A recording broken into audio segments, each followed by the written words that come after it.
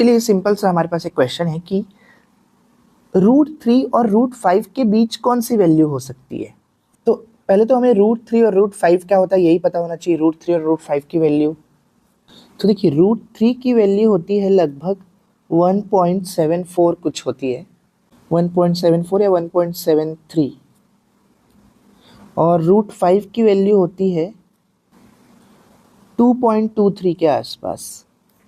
तो चलिए ऑप्शन से चेक करते हैं। सबसे पहले तो 1.414 ये तो नहीं हो सकती क्योंकि ये तो इससे भी पहले की वैल्यू हो गई। 2.32 तो इससे बड़ी वैल्यू आ गई, ये नहीं यहाँ कहीं पे जाएगी वो, ये तो ऑप्शन बी भी नहीं हो सकता। पाई की वैल्यू देखिए हम पढ़े हैं, बहुत समय से पढ़ते आ रहे हैं कि 3.14 कुछ होती है ना, 3.141 ऐसे करके चलती आती है, तो ये भी इसके बाद की वैल्यू हो गई, ये भी नहीं हो सकती।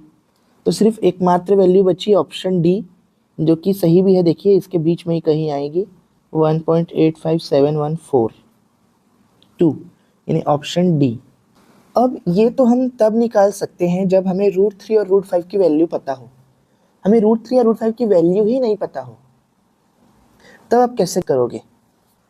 तब देखिए आपको लॉन्ग डिवीजन मेथड काम आएगी, जो हम 8th क्लास में एनसीईआरटी बुक में पढ़े हैं। तो कि देखिए अगर √3 की वैल्यू निकालना है तो आपको लेना पड़ेगा यहाँ पे 3.00 और 00 ऐसा करके लेना पड़ेगा।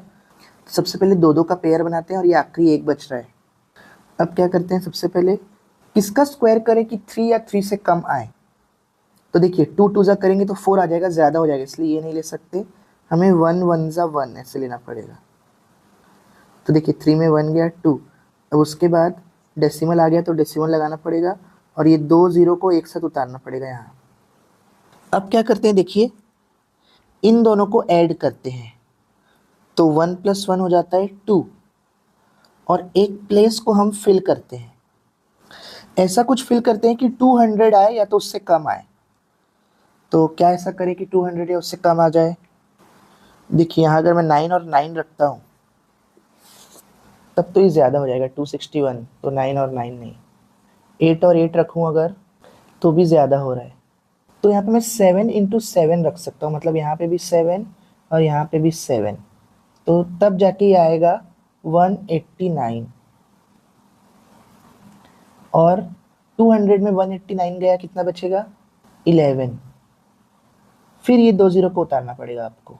अब उसके बाद फिर देखिए 27 और 7 को जोड़ेंगे सिर्फ, है ना, तो 27 और 7 को जोड़ोगे तो क्या आ जाएगा 34। अब एक और प्लेस फिल करेंगे हम, ये प्लेस ऐसा फिल करना है कि 1100 या उससे कम आए। तो देखिए यहाँ पे अगर मैं 3 और 3 रखता हूँ दोनों जगह तो ये 1029 आएगा, जो 1100 से कम है और नियरेस्ट भी है, क्योंकि इसके बाद इससे बड़ी वैल्यू आ जाएगी। तो यहाँ भी 3 रखेंगे और यहाँ भी 3 रखेंगे, तो ये आंसर होता है। देखिए तो अगर आप देखोगे तो देखिए √3 की वैल्यू मैंने क्या लिख रखी है 1.73। तो या तो याद रख सकते हो, या तो आप अगर याद नहीं है तो आपको कैलकुलेट करना पड़ेगा इसको। वैसे ही मैं √5 की भी वैल्यू कैलकुलेट करके दिखा देता हूँ आपको जल्दी से। √5 के लिए भी आपको वही करना पड़ेगा, 5.0000 ले लो, दो दो की जोड़ी बना लो, डेसिमल के पहले और डेसिमल के बाद एक ही नंबर बचेगा।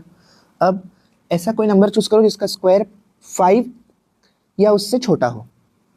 तो इस बार 2 2 जा 4 ले सकते हैं अपन, तो 2 2 जा 4, 5 में 4 गया 1, फिर डेसिमल आ चुका है तो डेसिमल लगाएंगे, फिर ये 2 0 को उतार लेंगे, फिर इन दोनों 2 और 2 को ऐड कर देंगे तो आ जाएगा 4।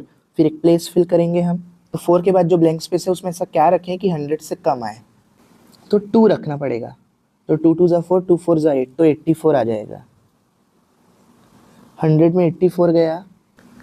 अब 42 और 2 को जोड़ दो तो हो जाएगा 44। 44 लिखने के बाद फिर एक स्पेस को हम फिल करेंगे कुछ इस तरह से कि 1600 से कम या फिर 1600 आ जाए, मतलब नियरेस्ट लाना है 1600 के। तो 3 में ही आएगा, क्योंकि 4 ले लोगे तो 1600 से ऊपर निकल जाएगा। 1329, बस अब इसके आगे करने की ज़रूरत नहीं है। 2.23 आगे डेसिमल के 2 डिजिट तक काफ़ी है इतना। देखिए 2.23 किसका आ रहा है 5 का अंडर रूट, तो देखिए ये भी वैल्यू अब आ गई।